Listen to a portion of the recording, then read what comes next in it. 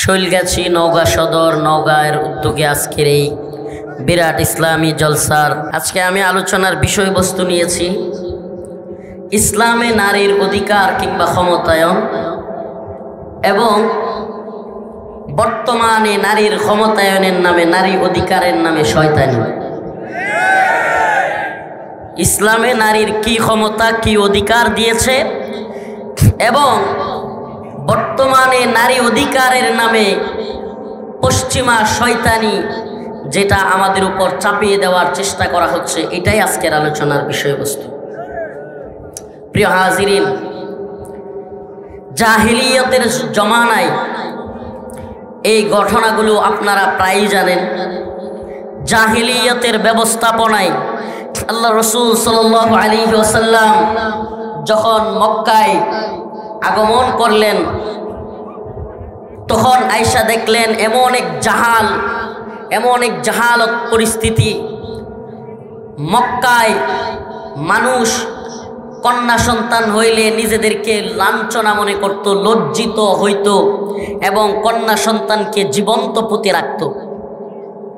আপনারা শুনছেন? খুব বেশি দিন দূরে যাওয়ার দরকার নাই, এই কিছুদিন আগেও উপমহাদেশে হিন্দুত্ববাদীরা নারীদের স্বামী মারা যাওয়ার পরে সতীদাহ করত। নাউজুবিল্লাহ। কি করত? সতীদাহ। ওই স্বামীর সাথে সাথে ওই সতী নারী, যেটা ওই বিধবা নারী, তাকেও পোড়ায়া দিত। নাউজুবিল্লাহ। তো ইসলাম এসে দায়িত্বহীন কণ্ঠে ঘোষণা করলো, আল্লাহ রাসূল সাল্লাল্লাহু আলাইহি ওয়াসাল্লাম ঘোষণা দিলেন, ক্বালু লা ইলাহা ইল্লাল্লাহ, হে আরবরা তোমরা বলো আল্লাহ এক, অদ্বিতীয় কেউ নাই, এবং কন্যা সন্তানদেরকে তোমরা জীবন্ত পুঁতে রেখো না। বলেন, ইসলাম কি নারীর সম্মান দিল, মর্যাদা দিল, নাকি লাঞ্ছনা অবমাননা দিল? সুবহানাল্লাহ। যখন নারীর কোনো অধিকার নাই, যেই সমাজে নারীকে জীবন্ত পুঁতে রাখা হইতো, সেই সমাজে নারীকে মা বানিয়ে দেওয়া, সেই সমাজে এসে হাদিস উচ্চারণ করা, আল জান্নাতু তাহতা আকদামিল উম্মাহাত, মায়ের পায়ের নিচে সন্তানের বেহেশত। কি এটা কি সহজ মনে করছেন? এটা এখনকার সমাজে আমরা বুঝাইতে পারবো না। তৎকালীন আরবে জাহিলিয়তের জামানায় যেখানে কন্যা সন্তান হইলে জীবন্ত পুঁতে রাখা হইতো, নিজেকে লাঞ্ছনা অবমাননা কর মনে করত, সেই জায়গায় আল জান্নাতু তাহতা আকদামিল উম্মাহাত, মায়ের পায়ের নিচে সন্তানের বেহেশত। আর কোন নারীকে জীবন্ত পুঁতে রাখা যাবে না, নারীকে সম্মান করতে হবে, নারীকে ইজ্জত করতে হবে। এই মর্যাদা সম্মান ইসলাম দিয়েছে কি দেয় নাই? প্রিয় উপস্থিতি, শুধু কি তাই, নারীদের জন্য ওয়ারিসানা সম্পদ এবং সেই সম্পদের সুষম বন্টন, সেটাও ইসলাম এসে নারীদেরকে তাদের সম্পদের ভাগ সেটাকেও সাব্যস্ত করেছে। কিন্তু ইসলাম আসার পূর্বে নারীদের, এই তো রিসেন্ট কিছুদিন আগেও, এখনো মনে হয় সনাতনীদের মধ্যে ওই আইন আছে, তারা কিছুই পায় না, বিয়ে হওয়ার সময় যা দেওয়ার দিয়ে দেয়, আর কিছুই কি করে না। প্রিয় ভাইরা আমার, বন্ধুগণ আমার, তো ইসলাম এত মর্যাদা এত সম্মান দিল, কিন্তু আমাদের নারীবাদীরা, এই বাংলাদেশ নয় গোটা পৃথিবীতে ইসলাম বিদ্বেষী তথাকথিত নারীবাদীরা আমাদের মা বোনদেরকে উলঙ্গ বেহায়া করে রাস্তায় নামানোর এক নীল নকশা তৈরি করলো। এদের কাজটা অনেকটা ওই লেস কাটা শিয়ালের মতো। লেস কাটা শিয়ালের গল্প শুনছেন? এক শিয়াল কৃষকের খামারের মধ্যে প্রতিদিন মুরগি ধইরা চুরি করে খায়। কৃষক বেচারা পড়ছে বিপদে, প্রতিদিন খামার থেকে মুরগি থাকে না, রাগে খুবে ওই বেচারা এক রামদানিয়া ওই খামারের দরজার চিপার মধ্যে গিয়া বসে আছে। আজকে শিয়াল আসলেই এক কূপ দিয়া কল্লা ফেলে দিব। এবার শিয়াল তো অতি চালাক, মুরগি নিয়ে দিছে দৌড়। ওই যে খামারের যে কৃষক, উনি কূপ দিছে ঠিকই, কল্লায় না লাগিয়া লাগছে লেঞ্জার মধ্যে। লেঞ্জার মধ্যে লাগার পরে শিয়ালের লেজ কেটে গেছে, দৌড়ায়া সব শিয়ালের মধ্যে ওই শিয়ালটা চলে গেছে। ঘটনাক্রমে ওই শিয়ালটা ছিল শিয়ালের দলের লিডার, নেতা। শিয়ালের দলের লিডার, নেতা। এখন সব শিয়ালরা বলতেছে, লিডার, নেতা, আপনার লেজ কাটা কেন? সে মনে মনে চিন্তা করতেছে, যদি ঘটনা সত্যি সত্যি প্রকাশ করি যে আমার লেজ কৃষকে কাইটা দিছে, মুরগি চুরি করতে গেছিলাম, তাইলে তো আমার নেতামি টিকে থাকবে না। তাইলে কি করা যায়? কয় নেতামি টিকায় রাখার জন্য শিয়াল একটা বুদ্ধি তৈরি করলো। কি সেই বুদ্ধি? সে সকল শিয়ালদেরকে বলল, আজকের এই দিনে যে ইচ্ছাকৃতভাবে নিজের লেজ কাটবে, সে আগামী 100 বছর আমাদেরকে নেতৃত্ব দিবে। ঘটনাটা শুনে হাস্যকর লাগতেছে। ওই পশ্চিমারা হলো লেজ কাটা শিয়ালের মতো, যারা কিনা তাদের নারীদেরকে বাজারের পণ্য বানিয়েছে, যারা কিনা নারীদেরকে ফোন স্টার বানিয়েছে, যারা কিনা নারীদেরকে যেখানে মন চায় ইউজ করে ফেলে দিচ্ছে। যেই সমাজের মধ্যে, পশ্চিমা সমাজের মধ্যে এখন নারীদেরকে কেউ বিয়ে করতে চায় না, নারীরা এখন ব্যবহৃত টিস্যুর মতো ইউজ হচ্ছে। কে কার বাবা সন্তান সেটা বলতে পারতেছে না। অবাধ জিনা বেবিচারে লিপ্ত হচ্ছে। যার যখন মন চায়, যাকে মন চায় বয়ফ্রেন্ড গার্লফ্রেন্ড বলে নিয়ে যাচ্ছে, অবাধ যৌনাচারে লিপ্ত হচ্ছে। আর দিন শেষে সমাজ ব্যবস্থা ধ্বংস হচ্ছে, পারিবারিক সিস্টেম ধ্বংস হচ্ছে। এক জারজের প্রজন্ম তৈরি হয়েছে। কোন প্রজন্ম? জাওরার প্রজন্ম। পশ্চিমে জাওরাদের অভাব নাই। আপনি কি জানেন, আফগানিস্তানে পশ্চিমারা যখন হামলা করলো, আমেরিকা সহ পশ্চিমারা যখন আফগানের তালেবানের উপর হামলা করলো, তখন তালেবানের সাথে 2001 সালে যুদ্ধ শুরু করলো। কিছুদিন যাওয়ার পরে আমেরিকার অনেক সৈন্যরা পাগলের মতো হয়ে গেছে। বড় বড় যারা বুদ্ধিজীবী, বড় বড় যারা মাস্টার মাইন্ড পশ্চিমাদের, তারা চিন্তা করলো এটার কারণ কি। তারা কারণ বের করে যেটা দেখলো, যেই সমস্ত সন্তানদের বাবা মার ঠিক আছে, এদের অন্তরের মধ্যে সাহস বেশি থাকে, এরা যোদ্ধা হয়, এরা সাহসী হয়। কিন্তু যেগুলোর জন্মের ঠিক নাই, এগুলো যোদ্ধাও হয় না, ভীতু হয়, কাপুরুষ হয়। তাইলে এই উপমহাদেশের মুসলমানদের জন্মের ঠিক আছে, কথা কয় না, বাবার ঠিক আছে, মার ঠিক আছে, কিন্তু ওই পশ্চিমা নারীবাদীদের জন্মেরও ঠিক নাই, বাবা কেডা মা কেডা এটারও ঠিক নাই। কে কার সাথে কখন যাচ্ছে, কে কার বিছানায় কখন ঘুমাচ্ছে, এটার কোনো ঠিক ঠিকানা নাই। বাপেরও ঠিক নাই, মারও ঠিক নাই। সন্তান হয় জাউরা, অগরও লেজ কাইটে গেছে। এখন আমাদের পরিবার, আমাদের সমাজে লেজ কাটার চেষ্টা করতেছে। কেমনে লেজ কাটার চেষ্টা করতেছে? কেন আজকে আলোচনাটা নিলাম? আজকের নিউজ আপনাদেরকে শোনাই। হয়তো যারা সচেতন মহল আছেন, অনেকেই হয়তো এই নিউজগুলো দেখেছেন, কিন্তু যারা জানেন না, দেখেন নাই, তাদের জন্য এই নিউজটা খুবই গুরুত্বপূর্ণ। আমাদের আজকে প্রধান উপদেষ্টার কাছে সুপারিশ দিয়েছে নারীবাদীরা, যৌনকর্মীদের শ্রমিক হিসেবে স্বীকৃতি দেওয়ার সুপারিশ। যৌনকর্মীদের, এই কথা যদি কারো বুঝে না এসে থাকে এই আলোচনা, আপনার লজ্জা হওয়া উচিত। এটা আমার মা বোনের জন্য যৌনকর্মী হিসেবে স্বীকৃতি দেওয়া এই মুসলিম সমাজে, এটা কি তার জন্য সম্মান নাকি এটা তার জন্য লজ্জা? বলেন, এটা কি সম্মানের না লজ্জার? গার্মেন্টস কর্মী, সোয়েটার কর্মী, এখন এরকম ভাবে যৌন কর্মী, নাউজুবিল্লাহ। যৌন যদি কর্মী হয়, তাইলে যেই কাজটা করে এটা মনে হয় একটা কাজ, হ্যাঁ, নাউজুবিল্লাহ। যৌনকর্মী বলতে হবে। এবং এটা শুধু সুপারিশ নয়, এটা প্রধান উপদেষ্টার কাছে চলে গিয়েছে এবং এটার বাস্তবায়নের এক নীল নকশা চলছে।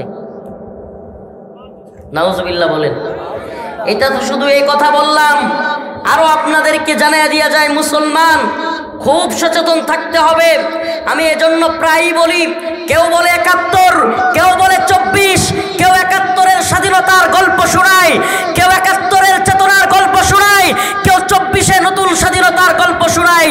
কিন্তু বাস্তবতা হলো, ও জাতি, চোখ কান খোলা রেখে অন্তর থেকে বলো, বাস্তবতা উপলব্ধি করে বলো, দলের দালালি কিংবা নেতার দালালি বাদ দিয়া বাস্তবতার নিরিখে বলো, ৭১-এ পাকিস্তান থেকে আমরা মুক্ত হয়েছি ঠিকই, কিন্তু ৭১ থেকে ২০২৪ পর্যন্ত ভারতের গোলামির মধ্যে আবদ্ধ ছিলাম।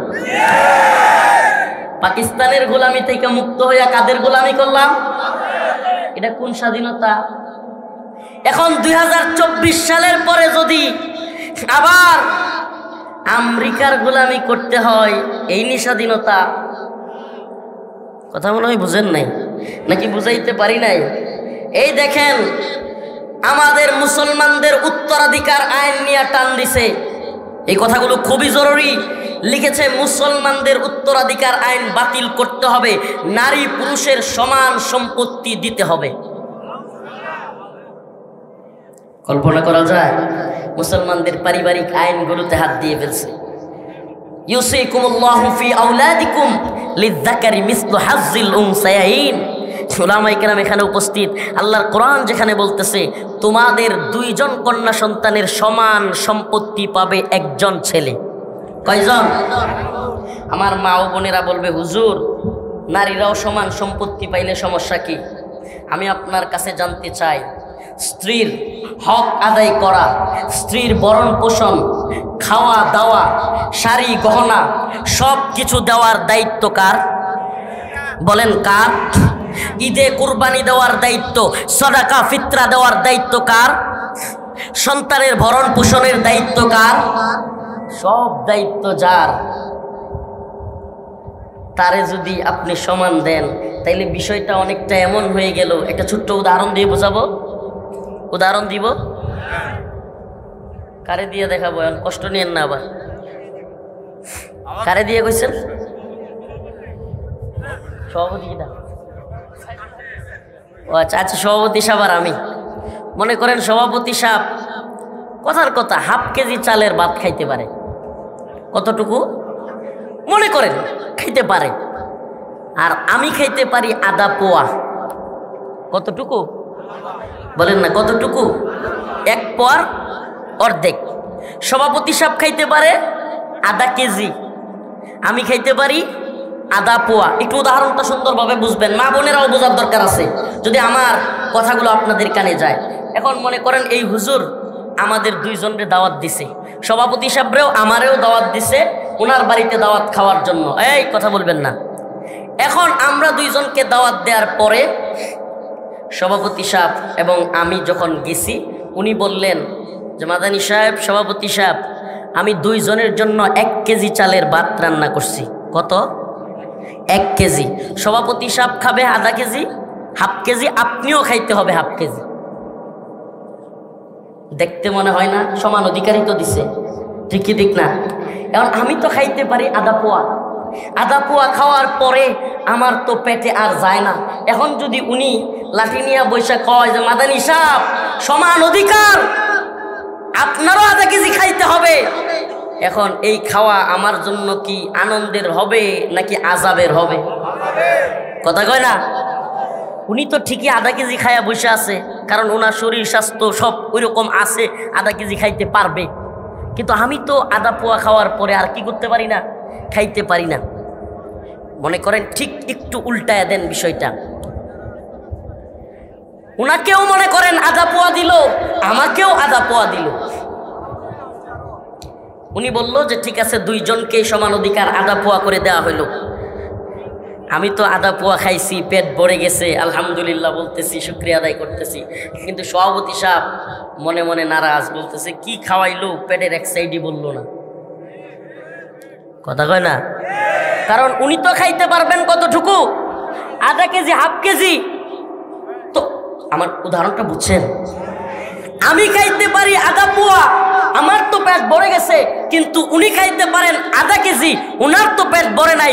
উনার মনের মধ্যে কষ্ট থাকবে, মনে করবে হায় রে, সমান তো দিলি কিন্তু সুন্দর বন্টন করতে পারলি না।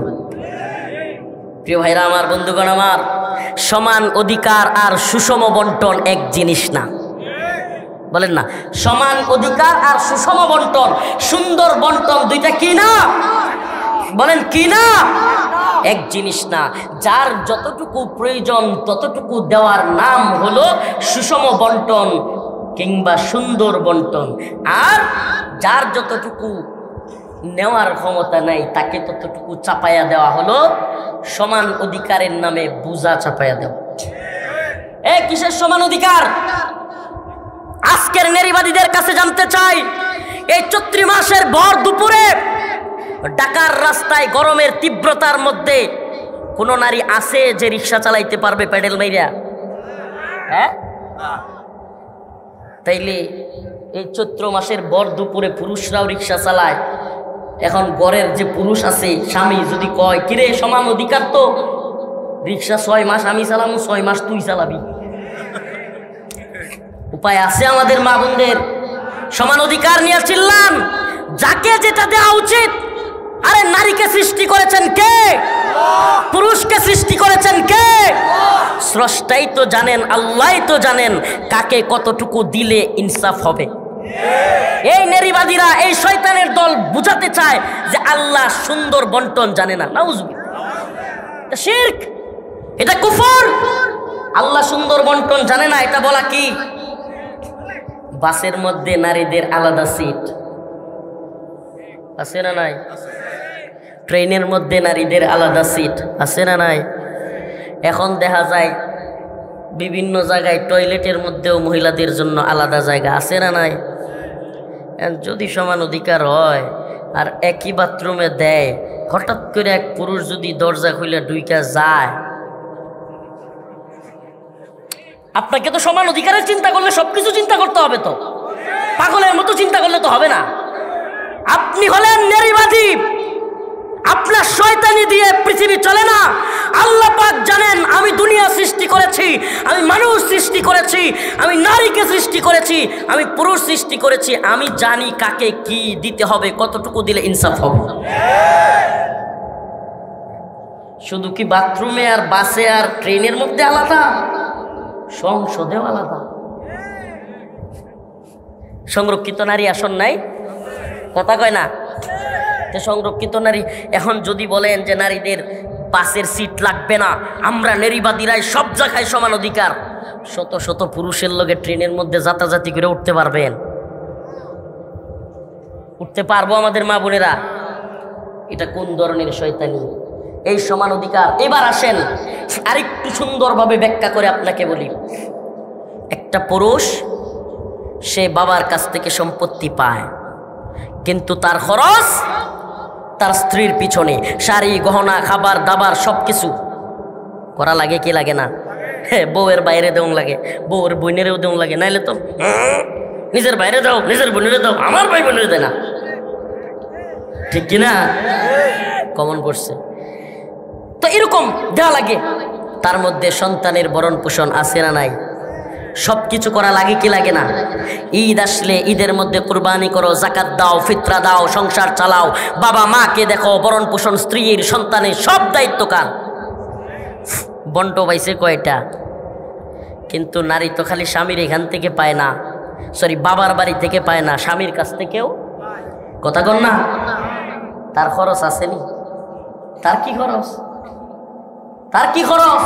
ইসলামে তাকে ভরণ পোষণের দায়িত্ব দেওয়া হয় নাই। উলামায়ে কেরাম এখানে আছেন, ইসলামী শরিয়া একজন নারীকে তার সন্তানের ভরণ পোষণের দায়িত্ব দেয় নাই, এমনকি তার নিজের ভরণ পোষণের দায়িত্ব স্বামীর উপরে চাপাই দিছে। ঠিক কি ঠিক না? হাড় ভাঙ্গা খাটুনি দিবে পুরুষ, ঘরে থাকবে নারী। ইসলাম নারীদেরকে সম্মানিত করেছে।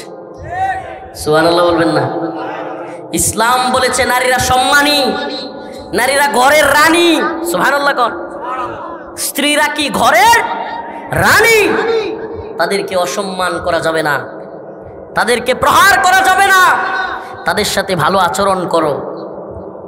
অথচ সেই সম্মান বাদ দিয়া কয় আমরা সমান অধিকার চাই। এ নারীবাদীর দল আমাদের মা বোনদেরকে এই বিভিন্ন ধরনের কাজের মধ্যে পুরুষদের সাথে প্রতিযোগিতায় লাগাইতে চায়। মেয়েলি স্বভাব বাদ দিয়া, আল্লাহ মাফ করুক, অনেক বোনেরা কষ্ট পাইতে পারে, যারা কিনা চাকরি করে, যে সমস্ত মা বোনেরা চাকরি করে এদের মেয়েলি স্বভাব চলে যায়, পুরুষত্বের স্বভাব চলে আসে। চ্যালেঞ্জ করলাম, দেখেন মেয়েলি স্বভাব কি? আল্লাহ প্রদত্তভাবে একটা মেয়ে লাজুক হবে। সুবহানাল্লাহ। মেয়েলি স্বভাব কি? আল্লাহ প্রদত্তভাবে সে লাজুক হবে, আল্লাহ প্রদত্তভাবে তার শরীর নরম হবে, আল্লাহ প্রদত্তভাবে সে ঘরের কাজ করবে। সুবহানাল্লাহ। এটা মেয়েলি স্বভাব। কিন্তু যখন একটা পুরুষ এবং একটা নারী দুইজন চাকরি করে, স্বামী এবং স্ত্রী, মেয়েলি স্বভাব থাকে না। দুইজনই অফিস করে আসে, এরকমভাবে ব্যাগটা মিল্লা দিয়ে দুইজন শুয়ে যায়, স্বামী স্ত্রীর কাছে যায়, যাও যাও যাও, ঘুম ধরছে যাও। এমনকি ওই বাচ্চা লালন পালনের ক্ষেত্রেও ওই দুইজন মিলে অফিস করে, বাচ্চারা বাড়িতে বুয়ার কাছে রাইখা যায়। ওই বুয়ার যে চরিত্র, ওই বাচ্চারও সেই চরিত্র হয়। ওই যে মায়ের আদর পায় নাই, সময় নিয়ে মায়ের যত্ন পায় নাই, কথাগুলো একটু শুনতে বিটগুটে লাগবে। কোনো এক বড় মনীষী, নামটা মনে আসতেছে না, তিনি বলেছিলেন, আমাকে একটা শিক্ষিত ভদ্র মা দাও, আমি তোমাকে একটা সুন্দর পৃথিবী উপহার দিব। সুবহানাল্লাহ। তো এই কথাটা উনি কেন বলেছেন? মা যদি ভালো হয় সন্তান অবশ্যই ভালো হবে। যে মায়ের পেট জীবনে কোনোদিন কোনো পর পুরুষ দেখে নাই, সেই মায়ের গড় থেকে জন্ম নেবে আব্দুল কাদের জিলানী, সেই মায়ের গড় থেকে জন্ম নেবে শাহজালাল মুজাররাদে আমিনী। আর পেট দেখায়া, পিঠ দেখায়া, নাভি দেখায়া, শরীরের বাস দেখায়া যদি ঘুরে, ওই মা বোনের গোড় থেকে কোনো আল্লাহর ওলি জন্ম নিবে না, কোনো বড় আলেম জন্ম নিবে না। প্রিয় ভাইরা আমার, বন্ধুগণ আমার, খারাপ দিক থেকে নামগুলো না বললাম, এটা হুজুর এই যে নাম কইছেন আপনি, এটা একটা গন্ডগোল হয়ে গেছিল, জানেন আপনি হুজুর? না হুজুর বলছিল ডিপজল। তো আমির হামজা ভাই এই নাম বলছিল, বুঝছেন? মজার ঘটনা কই, ডিপজলে গিয়ে একদিন ধরছে আমির হামজা ভাই, মুফতি আমির হামজা হুজুরকে ধরছে। নাম বলতে গেলে কিছু ঝামেলা থাকে। শাহেদের নামে ওয়াজ করছিল, শাহেদের নাম শুনছেন না? ওই যে করোনার টিকার কেলেঙ্কারি, শাহেদ আলম রিজেন্ট হসপিটাল নাকি, ওই হাসপাতালে ঘটনাক্রমে আমি এবং আমির হামজা ভাই, মাওলানা মামুনুল হক দামাত বারকাতুহুম বা অন্যান্য আলেমরা নিচতলায়, শাহেদ হইল আমাদের একই বিল্ডিংয়ের উপরের তলায়। এখন হঠাৎ কইরা আমি, মুফতি আমির হামজা ভাই, মুফতি ইলিয়াস হামিদি সাহেব কারাগারে কেরানীগঞ্জে রুমে শুয়ে রয়েছি, হঠাৎ কইরা শাহেদ আইসা আমির হামজা ভাইরে ধরছে। হুজুর আপনি জানেন আমার পরিবারের অবস্থা?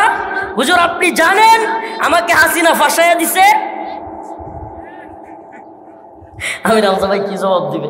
বলতেছে, হুজুর বলেন কোন হসপিটালের মালিক কি করোনার টিকার সার্টিফিকেট দেয় না ডাক্তারে দেয়? জবাব আছে তো? বুঝলেন? জবাব তো নাই। আপনি কি নিকুশি গোষ্ঠী জানেন কিনা? সব জানা নাই।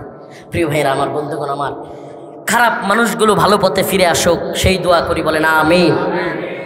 তো যে কথাটা বলতেছিলাম, কোথায় ছিলাম বলেন তো?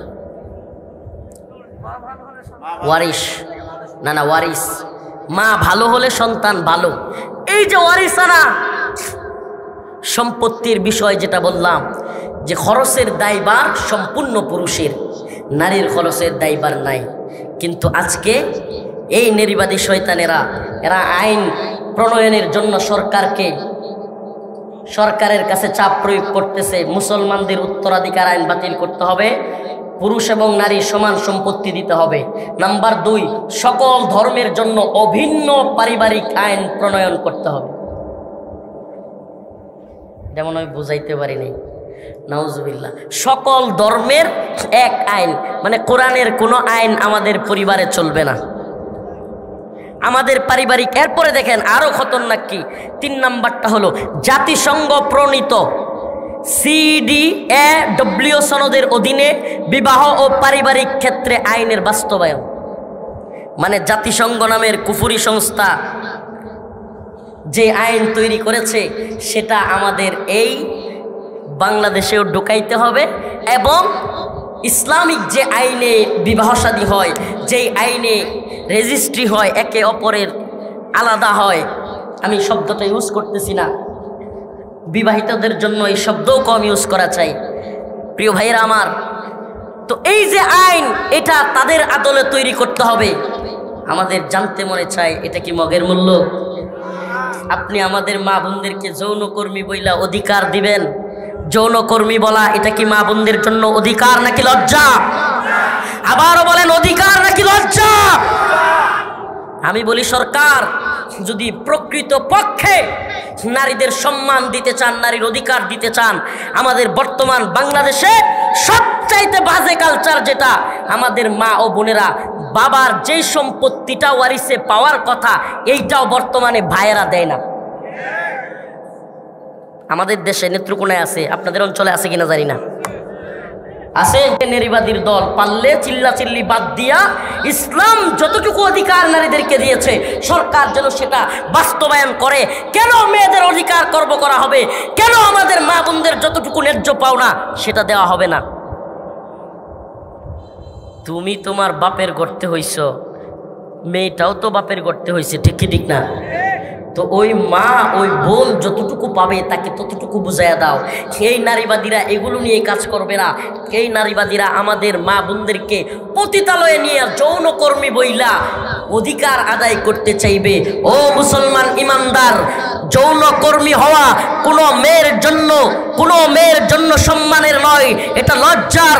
অতএব যৌনকর্মী বলা বাদ দিয়া, আমি তো বলি এখন আবার মা বোনেরা নারাজ হয় কিনা, কিন্তু কইতে তো হইব, ফানকিহু মা তাবা লাকুম মিনান নিসা মাসনা ওয়া সুলাসা ওয়া রুবা। আল্লাহর ফয়সালা, বিয়ে করো তোমরা 2টা 3টা 4টা। সুবহানাল্লাহ বলেন। একটা হিসাব দেই, আপনারা আশ্চর্য হয়ে যাবেন এই হিসাব শুনলে। এটা 2022 সালের আদমশুমারি অনুযায়ী হিসাব। 2022 সালে আদমশুমারিতে পাওয়া গেছে যে বাংলাদেশের মোট জনসংখ্যা 16,51,58,616 জন। বাংলাদেশে 2022 সালে কত? 16,51,58,616 জন। এর মধ্যে পুরুষের সংখ্যা 8,17,12,824 জন এবং নারীর সংখ্যা ছিল 8,33,47,206 জন। অর্থাৎ নারীর সংখ্যা পুরুষের চাইতে 16,34,382 জন বেশি। 16,34,382 জন কি? তাইলে ওদেরকে কে বিয়ে করবে? দুষ্টামি মনে করছেন? একটা একটা করে যদি সমস্ত পুরুষ বিয়ে করে বাংলাদেশে, তাইলে ওই 16,34,382 জন মেয়েকে কে বিয়ে করবে? নাউজুবিল্লাহ। তখনই তো ওদের জন্য পতিতাবৃত্তি করতে হবে। বুঝলাম না, কথাটা ভালো লাগলো না, কথাটা ভালো লাগলো না। আরে ভাই, তো আদমশুমারির হিসাব, আদমশুমারির হিসাব বাংলাদেশের 16,34,000 2022 সালে মহিলা পুরুষের চাইতে বেশি। যদি প্রত্যেক পুরুষ একটা করেও বিয়ে করে, তাহলেও বাকি থাকবে কত লাখ? 16 লাখ নারী বিয়ের বাকি থাকবে। এখন আমাদের অনেক যুবক যে বিয়ে করতেই ডরায়, একটা একটা করেও যে সবগুলো করে নাই, এগুলোর কি হবে? প্রিয় ভাইরা আমার, ভালোভাবে বুঝবার চেষ্টা করেন। নারীর অধিকার প্রতিষ্ঠা করতে চান, আল্লাহর বিধান প্রতিষ্ঠা করেন। আল্লাহ বলছে মাসনা ওয়া সুলাসা ওয়া রুবা, 2টা 3টা 4টা পর্যন্ত তোমরা বিয়ে করো। সুবহানাল্লাহ বলবেন না? সমাজে আজকে আমি পোস্ট করছি ফেসবুকে, পোস্ট করছি, অনেকে এটা নিয়ে মজা করতেছে, অনেকে সিরিয়াসলি নিছে। আমি ফেসবুকে আজকে আমার ভেরিফাইড ফেসবুকে লিখলাম, নারী অধিকারের নামে আমাদের মা বোনদেরকে যৌনকর্মী বলে লজ্জিত না করে রাষ্ট্রীয়ভাবে মাসনা, দ্বিতীয় বিয়েকে সহজ করার ব্যবস্থা করুন। তাহলে আর কোনো যৌনপল্লী লাগবে না, কোনো অধিকারের প্রশ্ন আসবে না। আমাকে বলেন, যৌনকর্মী, যৌনপল্লীতে একটা বোন সে সম্মানী নাকি স্বামীর কাছে একটা স্ত্রী বেশি সম্মান? ওই যৌনকর্মীকে তো কিছু টাকা দিয়া টাইম পাস করে চলে আসবে, কিন্তু একটা নারী জীবন ভর তার জীবন সঙ্গিনী, 2টা হোক 3টা হোক 4টা হোক জীবন সঙ্গিনী, তাকে নিয়ে ঘুরতে যাবে, তাকে নিয়ে খাবে, তাকে নিয়ে আনন্দ করবে, তার সাথে সুখ দুঃখ ভাগাভাগি করবে। কিন্তু যৌনকর্মীদের কি এগুলো সুযোগ আছে? কথা বলেন, সুযোগ আছে? তাহলে এই যে যৌনাচার, এগুলো তো বাস্তবিক লজিক্যাল কথা বললাম। আর আল্লাহর কোরআনের শাস্তি কি? আয-যানিয়াতু ওয়াজ-যানি ফাজলিদু কুল্লা ওয়াহিদিম মিনহুমা মিআতা জালদা। আল্লাহ পাক বলেছেন আয-যানিয়াতু ওয়াজ-যানি ফাজলিদু কুল্লা ওয়াহিদিম মিনহুমা মিআতা জালদা। ব্যভিচারী পুরুষ এবং নারী যদি জিনা করে, বিবাহিত হলে এই পর্যন্ত পুইতা মাটির নিচে পাথর দিয়া হত্যা করতে হবে রজম মেরে। আর যদি অবিবাহিত হয়, ফাজলিদু কুল্লা ওয়াহিদিম মিনহুমা মিআতা জালদা, 100 বেত্রাঘাত পাছার মধ্যে এত জোরে মারতে হবে পাছা নিয়ে যেন টেবিলের মধ্যে বইতে না পারে, চেয়ারের মধ্যে বইতে না পারে। চিন্তা করছেন শাস্তি? এখন আমাকে বলেন, রাষ্ট্রীয়ভাবে যদি পতিতালয়ের লাইসেন্স দেওয়া হয়, রাষ্ট্রীয়ভাবে যদি যৌনপল্লীর লাইসেন্স দিয়ে, আপনি জানেন বাংলাদেশে যৌনপল্লীর লাইসেন্স আছে? আশ্চর্য হয়ে যাচ্ছেন, কথাগুলো কমন পড়তেছে না? এখন যদি আমাদের মা বোনদেরকে আবারও যৌনকর্মী বলে সাব্যস্ত করা হয়, আমার জানতে মনে চাই, ও নওগাঁর রাজশাহীর মুসলমান, আমরা হাসিনার বিরুদ্ধে কেন বক্তব্য দিয়েছিলাম? আমরা আওয়ামী লীগের বিরুদ্ধে কেন বলেছিলাম? আমরা ভারতের বিরুদ্ধে কেন বলেছিলাম? ভালোভাবে বুঝবেন, আমরা হাসিনা ব্যক্তি হাসিনার বিরুদ্ধে ছিলাম না, আমরা দল আওয়ামী লীগের বিরুদ্ধে ছিলাম না, আমরা দেশ ভারতের বিরুদ্ধে ছিলাম না, আমরা ভারতের নীতির, আওয়ামী লীগের নীতির, হাসিনার নীতির বিরুদ্ধে ছিলাম। কি সেই নীতি? নীতি হলো আলেমদেরকে জেলে ভরা, রিমান্ডে নেওয়া, ইসলাম বিরোধী আইন প্রণয়ন করা। ওই যে মুরাদ হাসিনার মন্ত্রী, সে বলে রাষ্ট্র ধর্ম ইসলাম আমি মানি না। যখন তারা ইসলাম বিরোধী তৎপরতা চালালো, ভারতের নির্দেশে, রয়ের নির্দেশে বাংলার জমিনে হিন্দুত্ববাদী শাসন প্রতিষ্ঠার চেষ্টা চালালো, তখনই আমরা হাসিনা, আওয়ামী লীগ এবং ভারতকে উৎখাত করবার জন্য সর্বাত্মক চেষ্টা চালালাম, জেলে গেলাম, রিমান্ডে গেলাম, প্রয়োজনে ফাঁসির কাস্টে ঝুলতেও রাজি ছিলাম। এদেশের আলেম ওলামারা জীবন দিল, যেই কারণে দিল এদেশে যেন কেউ ইসলাম বিরোধী তৎপরতা চালাতে না পারে। আমি ইন্টারিম গভর্নমেন্টকে বলি, বর্তমান সরকারকে বলি, হুঁশিয়ার হয়ে যাও, সাবধান হয়ে যাও। ইসলাম বিরোধী কোনো আইন প্রণয়ন করতে চাইলে হাসিনার মতো তোমাদেরও বেহাল দশা হবে।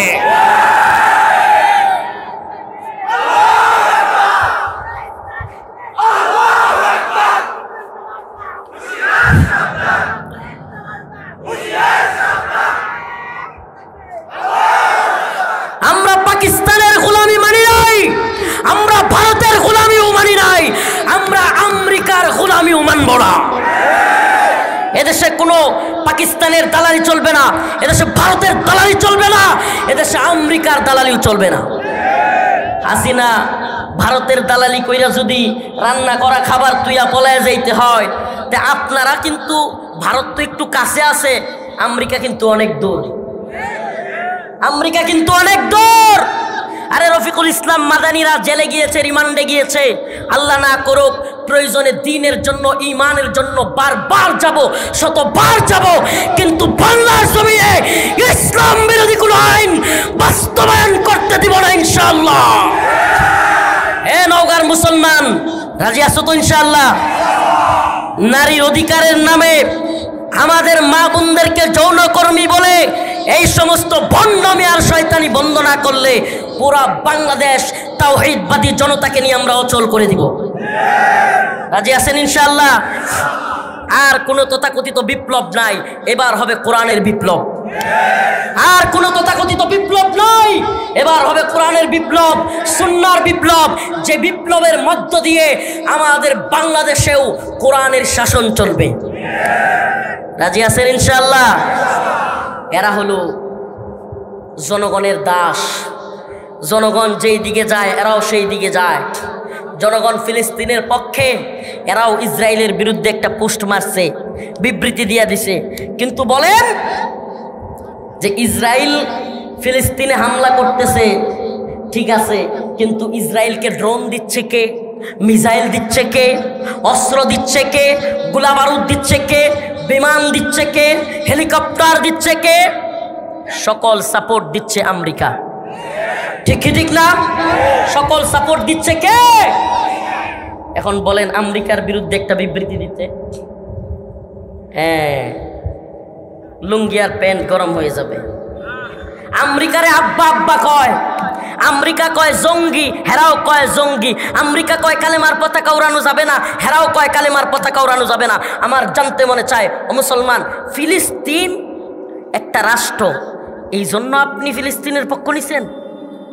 আমার কথা মনে হয় বুঝে নাই। কাশ্মীর, মায়ানমার, কেন আপনি আমি ফিলিস্তিনিদের পক্ষ নিয়েছি? ইমানের দাবিতে, কালেমার দাবিতে। কথা কয় না? বাংলাদেশে আমাদের কালিমা লা ইলাহা ইল্লাল্লাহ, রোহিঙ্গা মুসলমানদের মায়ানমারের কালিমা লা ইলাহা, ফিলিস্তিনি মুসলমানদের কালিমা লা ইলাহা, আরাকানের, উইগুরের, চীনের মুসলমানদের কালিমা লা ইলাহা, কাশ্মীরের মুসলমানদের কালিমা লা ইলাহা। বোঝা গেল আমরা ফিলিস্তিনি মুসলমানরা মায়ের খায়, বাংলাদেশে অন্তরের মধ্যে কষ্ট লাগে। বোঝা গেল এটা কালেমার কারণে। সুবহানাল্লাহ করেন। কোন কারণে বলেন না? কোন কারণে? কালেমার কারণে। যদি কালেমার কারণেই আমরা কষ্ট পাইয়া থাকি, কালেমার কারণেই রাস্তায় নাইমা থাকি, কালেমার পতাকায় যদি উড়াইতে না পারি, এর চাইতে বড় গোলামি আর কিছু হইতে পারে না। তো আমি তো বারবার বলি, আমরা ভারতের গোলাম না, আমরা আমেরিকারও গোলাম না, আমরা কার গোলাম? বলে না কার গোলাম? অতএব আল্লাহর গোলামরা কালেমার পতাকা উড়াইতে ভয় পায়। কোনো একদিন এদেশের আকাশে কালেমার পতাকা উড়বে ইনশাআল্লাহ। কোনো একদিন এদেশের আকাশে কালেমার পতাকা উড়বে, সেদিন সবাই খুদাই বিধান পে দুঃখ বেদনা ভুলবে। রাজি আছেন তো ইনশাআল্লাহ? আমাদের স্বাধীনতা সেদিনই আমরা পাবো, যেই দিন ইমানের কালেমার স্বাধীনতা পথ করে উঠবে। ঠিক আছে ইনশাআল্লাহ? আমরা ৭১-এর স্বাধীনতার পর দেখেছি, দলের দালালি করিয়েন না, নেতার দালালি করেন না, অন্তর থেকে কোন ৭১-এ পাকিস্তান থেকে তো মুক্ত হয়েছেন, ভারত থেকে মুক্ত হয়েছেন। আরে মিয়া, ৭১-এ পাকিস্তানের কাছ থেকে যেই অস্ত্রগুলো উদ্ধার করা হয়েছে, এগুলো বাংলাদেশে দেয় নাই, ভারত লয়ে গেছে গা। ভারত হলো পৃথিবীর সবচাইতে বড় চোর রাষ্ট্র, আর আমেরিকা হলো পৃথিবীর সবচাইতে বড় সন্ত্রাসী রাষ্ট্র। আমেরিকা তালেবান রে কয় সন্ত্রাসী, হামাস রে কয় সন্ত্রাসী। আমি বলি হামাস তালেবান সন্ত্রাসী না, মূল সন্ত্রাসী হলি তোরা। পৃথিবীর সবচাইতে বড় জঙ্গি হলো আমেরিকা, পৃথিবীর সবচাইতে বড় সন্ত্রাসী হলো আমেরিকা। কথা মনে হয় বুঝেন নাই? কেন? আফগানে মুসলমানদের উপর হামলা করেছিল কে? জানেন না আপনারা? কথা একটু কন না। আফগানিস্তানে মুসলমানদের উপর হামলা করেছিল কে? ইরাকে মুসলমানদের উপর হামলা করেছিল কে? ইয়েমেনে মুসলমানদের উপর হামলা করতেছে কে? পুরা পৃথিবীতে মুসলমানদেরকে ধ্বংস করছে আমেরিকা, আর তারাই নাকি মানবাধিকারবাদী। নাউজুবিল্লাহ। মানবাধিকার শব্দটারও সারা, মানবাধিকার শব্দটাও শেষ। এই নিয়ে তাদের মানবাধিকার, লক্ষ লক্ষ মুসলমানদেরকে হত্যা করা। এই বর্তমানে ইসরায়েল হলো, আপনাদেরকে একটা মেসেজ দিয়ে যায়, ইসরায়েল হলো ছাগলের ৩ নম্বর বাচ্চা। ইসরায়েল কি? কেমনে? ইসরায়েল আমেরিকার সাপোর্ট ছাড়া ফিলিস্তিনিদের সাথে যুদ্ধ চালায়া যাওয়ার ক্ষমতা নাই। একটা গুড নিউজ আছে, মুমিনের অন্তর প্রশান্ত হবে। আল্লাহ পাক নিজে বলেছেন মুমিনের অন্তর প্রশান্ত হয়। কাতিলুহুম ইউআযিবুহুমুল্লাহু বিআইদিকুম ওয়া ইউখজিহিম ওয়া ইয়াশফি সুদূর কওমিন মুমিনিন। আল্লাহ বলেন যখন কাফেরদেরকে মুমিনরা জিহাদের ময়দানে হত্যা করে, ওয়া ইয়াশফি সুদূর কওমিন মুমিনিন, তখন মুমিনের অন্তর প্রশান্ত হয়। সুবহানাল্লাহ। একটা গুড নিউজ হলো, আজকে নিউজে দেখলাম একবারে সুনির্দিষ্ট নিউজ, হামাসের মুজাহিদরা ইসরায়েলের জায়নবাদী বর্বর বাহিনীর 412টা কুত্তাকে জাহান্নামে পাঠাইছে। সেনা সেনা সাধারণ মানুষ না, সেনা 412টা সেনাকে জাহান্নামে পাঠাই দিছে। আলহামদুলিল্লাহ বলেন। তোরা তো মানুষ ফিলিস্তিনের গাজার সাধারণ মুসলমান রে, সাধারণ মানুষকে, কিন্তু হামাস তোদের মূল ডিরে টার্গেট করে। আলহামদুলিল্লাহ। কোন যারা ভেবেছিল হামাস শেষ হয়ে গেছে, মনে রাখবেন আল্লাহ পাকের ঘোষণা, কাম মিন ফিআতিন কলিলা গালাবাত ফিআতান কাসীরাতান বিইذনিল্লাহ। সুবহানাল্লাহি ওয়া বিহামদিহি। আল্লাহ রাব্বুল আলামিন বলেন, কাম মিন ফিআতিন কলিলাতিন গালাবাত ফিআতান কাসীরাতান বিইذনিল্লাহ। ছোট্ট দল যদি আমি আল্লাহর উপর আস্থা এবং বিশ্বাস রেখে বড় দলের বিরুদ্ধে জিহাদ ঘোষণা করে, আমি আল্লাহ সেই ছোট্ট দলকে বিজয়ী করি। সুবহানাল্লাহ বলবেন না? এই তালেবানের বাহিনী কি আমেরিকার কিংবা পশ্চিমাদের নেটুর বাহিনীর চাইতে বড় ছিল? যোদ্ধা বেশি ছিল, বিমান বেশি ছিল, কামান বেশি ছিল, ড্রোন বেশি ছিল, হেলিকপ্টার বেশি ছিল, জাহাজ বেশি ছিল, সাবমেরিন ছিল? কিছুই ছিল না। বিজয়ী হয়েছে কারা? তালেবান। সুবহানাল্লাহ। আমরা তো এই জন্য বলি, আমাদেরকে আমেরিকার ভাষায়, আমেরিকার চোখে জঙ্গি বলো আর মৌলবাদী বলো, যাই বলো, হিন্দুত্ববাদী ভারতীয় আগ্রাসন যদি বন্ধ না হয়, ইসলাম বিরোধী তৎপরতা যদি বন্ধ না হয়, বাংলা হবে আফগান, আমরা হব তালেবান ইনশাআল্লাহ। তোমরা যদি ইসরায়েলের হানাদার বাহিনী হও, আমরা বাংলার হামাসের ভূমিকায় অবতীর্ণ হব। তোরা আমাদেরকে জঙ্গি মৌলবাদী বললি, এটা আমাদের যায় আসে না। ইনশাআল্লাহ আমরা এই ভূখণ্ডে কোরআনী শাসন প্রতিষ্ঠা করেই ছাড়বো। ওমা তৌফিকি ইল্লা বিল্লাহ। রাজি আছেন তো ইনশাআল্লাহ?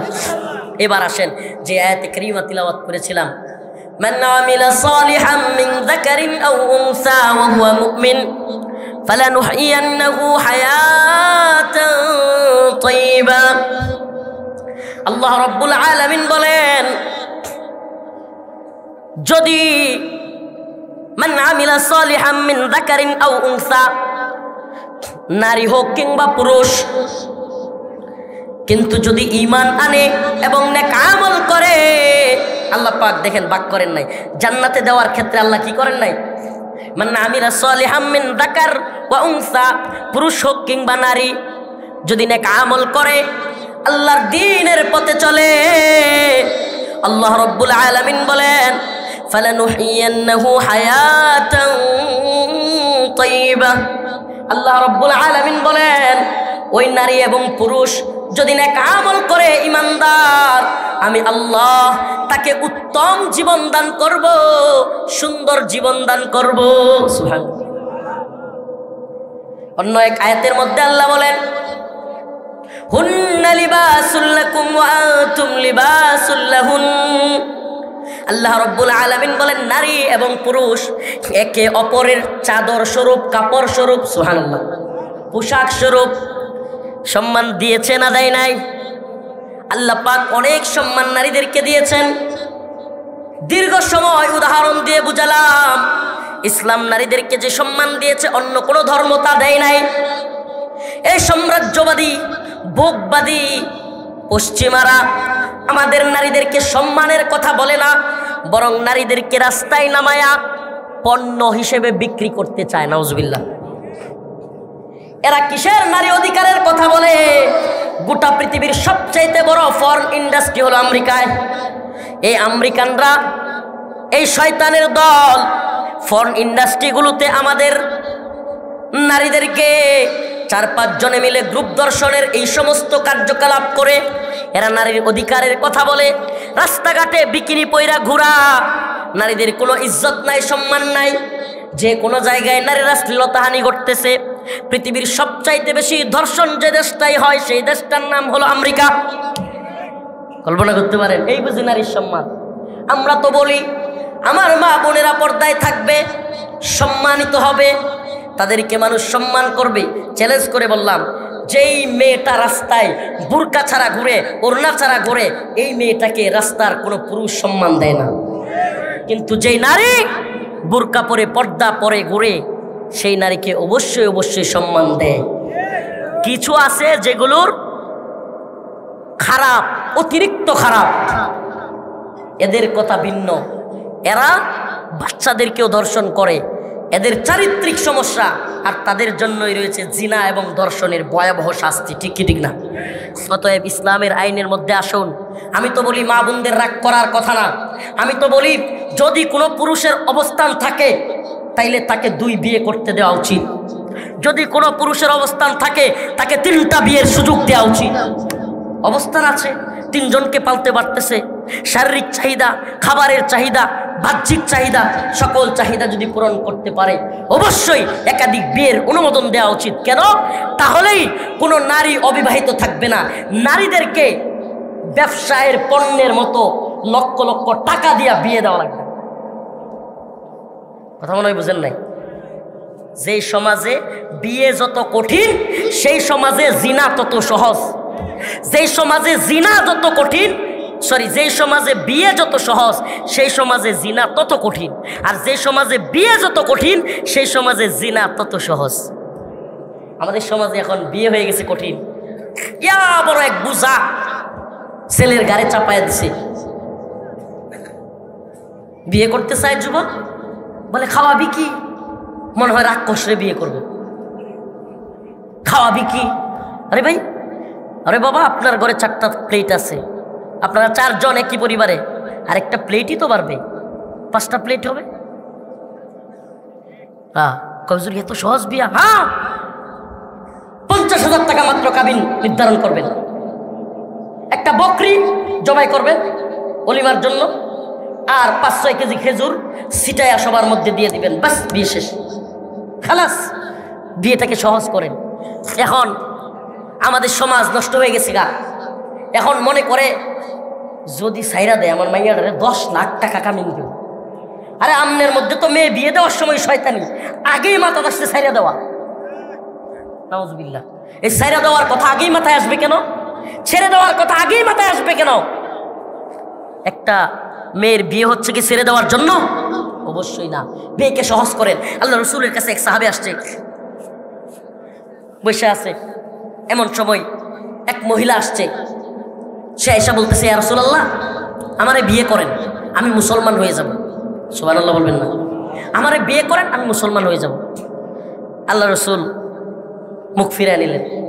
আবার এই মহিলা আরেকবার বলতেছে, ইয়া রাসূলুল্লাহ, আমারে বিয়ে করেন, আমি মুসলমান হয়ে যাব। আল্লাহ রসুল মুখ ফিরে নিলেন।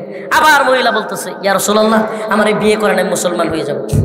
পাশ থেকে ওই যে সাহাবী বসা ছিল, সুন্দরী মহিলা দেখিয়া বইলা বসছে, ইয়া রাসূলুল্লাহ, আপনি বিয়ে না করলে আমারে দিয়ে দেন। আল্লাহ নবী সাহাবী, ওলামায়ে কেরাম এখানে আছেন। সাহাবী বললেন, ইয়া রাসূলুল্লাহ, আপনি বিয়ে না করলে আমার সাথে বিয়ে দিয়ে দেন। সুন্দরী মহিলা পছন্দ হয়ে গেছে। আল্লাহ রসুল বললেন, বিয়ে করবা, মোহর আছে? কি দিবা? স্বর্ণ আছে? কয় নাই। রূপা আছে? কয় নাই। কয় যাও একটু পিতলের কিছু নিয়ে আসো। কয় ইয়া রাসূলুল্লাহ, আমি তো, আপনি জানেন আমি কত গরিব, আমার কাছে কিছু নাই। তখন জিজ্ঞেস করলেন, সূরা কেরাত কিছু জানো? কয় ইয়া রাসূলুল্লাহ, কয়েকটা সূরা শিখছি। ওই মহিলারে জিজ্ঞেস করলেন, তুমি তো নতুন মুসলমান হচ্ছ, তুমি তো কোনো সূরা জানো না, ওই যে তার সাথে তোমাকে বিয়ে দিচ্ছি সে সূরাগুলো তোমাকে শিখাইয়া দিবে, এটাই তোমার বিবাহের মোহর। সুবহানাল্লাহ, একটু আস্তে কর। দেখছেন বিয়ে কত সহজ করেছেন? বিয়ে কত সহজ।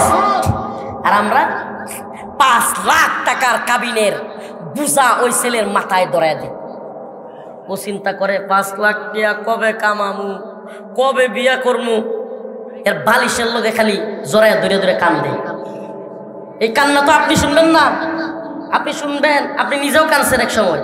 আপনার বাপে অন্যের কষ্ট দিচ্ছে, আর নিজের পোলারেও দিচ্ছেন, নিজের মেয়েকেও দিচ্ছেন না।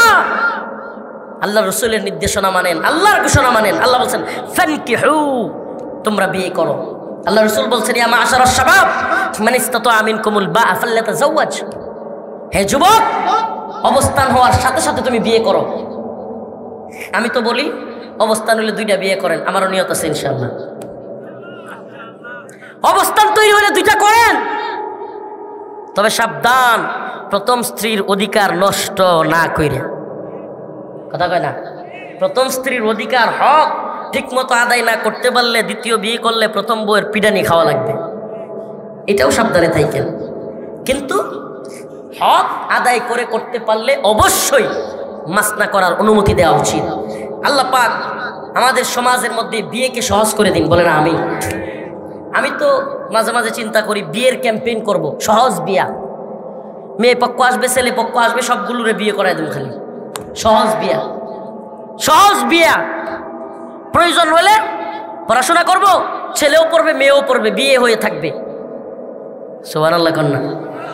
এখন বিয়ে হয় না, ঠিকই ছেলে মেয়ে একটা আরেকটার লোকে ফোনে কথা কয়, ঠিকই অবৈধ মিলামেশা করে, সন্তান ডাস্টবিনে ফেলে রেখে আসে, কিন্তু বৈধ পন্থায় বিবাহকে কঠিন করা হয়েছে। আল্লাহ পাক বুঝার এবং আমল করার তৌফিক দান করুক, বলেন আমিন।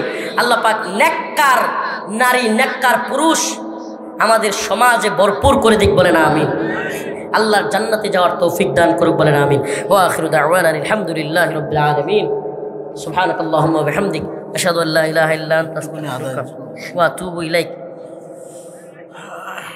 একটু আদায় দিয়ে দিয়ে দোয়া করেন 10 মিনিট মাহফিল কমিটির অনুরোধ। আগে বলতে থাক, এখনই একটু দোয়া লাগে, একটু আদায় দিয়ে। আচ্ছা শুনেন, আজকের এই প্রোগ্রামটা যে যুব সমাজ করেছে মসজিদের উন্নয়ন কল্পে, মসজিদের কাছে দোয়ার আগে, মোনাজাতের আগে, দোয়ার আগে দান সদাকা কবুল হয়, মসজিদের উন্নতি কল্পে আপনাদের কাছে আমার আবেদন মাহফিল কর্তৃপক্ষের পক্ষ থেকে এসেছে যে হুজুর মসজিদের কাজ চলছে, এই মসজিদের উন্নয়ন কল্পে কিছু আদায় আপনাদের যদি কেউ অন্তর থেকে চান যে আমরা মসজিদের জন্য কিছু দিব, ইনশাআল্লাহ দিয়ে যেতে পারেন। মান বানা লিল্লাহি মাসজিদাম বানাল্লাহু লাহু বাইতান ফিল জান্নাহ। আল্লাহ রাসূল বলেছেন যে মসজিদ আবাদ করলো সে জান্নাতে তার বালাখানা তৈরি করলো। সুবহানাল্লাহ। সবাই ইস্তিগফার করেন। আস্তাগফিরুল্লাহ ওয়া আতুবু ইলাইহি। দুরূদ শরীফ পড়েন। আল্লাহুম্মা সাল্লি আলা মুহাম্মাদ ওয়া আলা আলি মুহাম্মাদ কামা সাল্লাইতা আলা ইব্রাহিম ওয়া আলা আলি ইব্রাহিম ইন্নাকা হামিদুম মাজিদ। হুজুর বসবে না এখন? আলহামদুলিল্লাহি রাব্বিল আলামিন আর রহমানির রহিম মালিকি ইয়াউমিদ্দিন ইয়্যাকা না'বুদু ওয়া ইয়্যাকা নাস্তাঈন আল্লাহুম্মা আরযুকনা শাহাদাতান ফি সাবিলিক। আয় আল্লাহ পাক পরওয়ারদিগারে আলম আমাদের জীবনের জিন্দেগানের সমস্ত গুনাহ খাতা মাফ করিয়া দেন। আয় রব্বুল আলামিন, আয় আল্লাহ আপনি আমাদের গুনাহগুলি মাফ করে দেন। আল্লাহ আল্লাহুম্মা আনসুরিল ইসলাম ওয়াল মুসলিমিন। হে আল্লাহ ফিলিস্তিনের মুসলমানদেরকে হেফাজত করেন। আল্লাহ Kashmir, Arakan, Uighur, Bosnia, Chechnya, Mali, Somalia, Libya, Syria সহ সমস্ত ভূখণ্ডের মুসলমানদেরকে হেফাজত করেন। রব্বুল আলামিন আপনি আমাদেরকে মাফ করে দেন। আল্লাহ আমাদের মা বোনদেরকে পর্দায় থাকার তৌফিক দান করেন। আল্লাহ পুরুষদেরকেও আল্লাহ নজরের হেফাজত করার তৌফিক দান করেন। আল্লাহ ঋণগ্রস্তদের ঋণ পরিশোধ করার তৌফিক দেন। অভাবীদের অভাব দূর করেন। আল্লাহ প্রবাসে যারা আছে তাদের প্রবাস জীবন সুন্দর সহি সালামতি রাখেন। আল্লাহ যাদের বাবা নাই মা নাই তাদের বাবা মার কবরকে জান্নাতের বাগান বানায়া দেন। আয় আল্লাহ এই ভূখণ্ডের মুসলমানদেরকে হিন্দুত্ববাদী ষড়যন্ত্র থেকে রক্ষা করেন। আয় আল্লাহ আজকের এই প্রোগ্রামকে কবুল করেন, যুব সমাজকে কবুল করেন। শ্রম গাম দিয়ে, টাকা দিয়ে, পয়সা দিয়ে আল্লাহ যারা শ্রম গাম দিয়ে আল্লাহ চেষ্টা মেহনত করেছে তাদেরকে কবুল করেন। সুবহানা রাব্বিকা রাব্বিল ইজ্জাতি আম্মা ইয়াসিফুন ওয়া সালামুন আলাল মুরসালিন আলহামদুলিল্লাহি রাব্বিল আলামিন।